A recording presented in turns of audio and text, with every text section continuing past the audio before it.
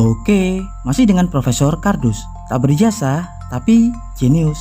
Ya, tahukah Anda, kini hampir seluruh senjata nuklir di dunia ini menggunakan desain senjata nuklir generasi kedua yang disebut dengan termonuklir atau senjata nuklir dua tahap, di mana ledakan fisi pertama atau pemicu akan diperkuat dengan bahan bakar sekunder, yakni bahan penghasil fusi deuterium dan tritium. Penggabungan proses fusi antara deuterium dan tritium akan menghasilkan bola api plasma helium super panas yang akan meningkatkan atau memperkuat hasil dari reaksi rantai pada ledakan fisi awal. Ya, dan kali ini Profesor Kardus akan mengulas cara kerja isotop-isotop hidrogen seperti deuterium dan tritium yang digunakan pada bom nuklir generasi kedua atau termonuklir. Tapi sebelum Profesor Kardus mengulasnya, jangan lupa like dan subscribe di channel Profesor Kardus. Tak berjasa, tapi jenius, untuk mendapatkan informasi dan notifikasi-notifikasi terbaru dari sudut-sudut bumi dan sudut-sudut alam semesta lainnya. Tahukah Anda, bom nuklir generasi pertama dirancang hanya memanfaatkan reaksi rantai fisi dan hasilnya diketahui tidak terlalu maksimal. Proses pembakaran bahan baku uranium-235 pada bom fisi murni tidak dapat direaksikan secara sempurna hingga menghasilkan efek ledakan yang kurang begitu dahsyat. Bom ini pertama diaplikasikan dalam senjata nuklir, yaitu Little Boy, yang diledakkan di Hiroshima, yang hanya menghasilkan ledakan nuklir dengan kekuatan hanya 17 kiloton TNT. Padahal bom Little Boy menggunakan uranium-235 yang sudah diperkaya sebanyak 64 kg. Berbeda dengan saudaranya Fat Man yang dijatuhkan di Nagasaki.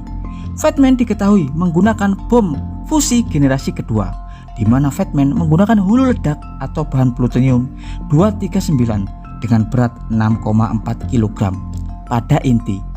Inti plutonium inilah yang akan dikompresi hingga mengalami keadaan superkritis yang memudahkan ledakan neutron dari bawah atau inisiator modular neutron untuk melakukan pembelahan nuklida atau inti hingga menghasilkan reaksi rantai fisi.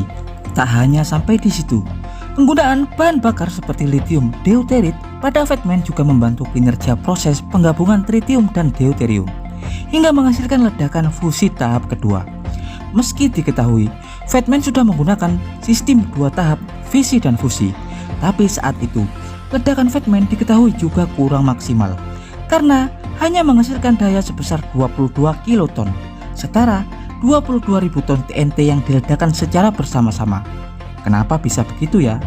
Dalam sebuah analisa awal yang dilakukan oleh tim ilmuwan Manhattan Project pada bom Fat Man, menemukan fakta bahwa ledakan Fat Man juga diketahui kurang begitu sempurna. Proses fisi berantai yang terjadi pada inti iblis plutonium diketahui kurang maksimal karena inti tidak terkompresi dengan baik.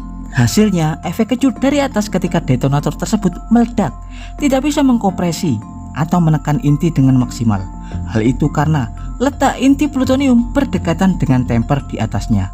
Hal ini tidak menciptakan impact gelombang kejut yang maksimal. Hingga kemudian pada desain bom hidrogen selanjutnya, para ilmuwan mengubah desain dengan tipe inti berlubang, di mana di atas inti iblis plutonium disediakan ruangan atau kolom yang disebut rongga atau kolom levitasi.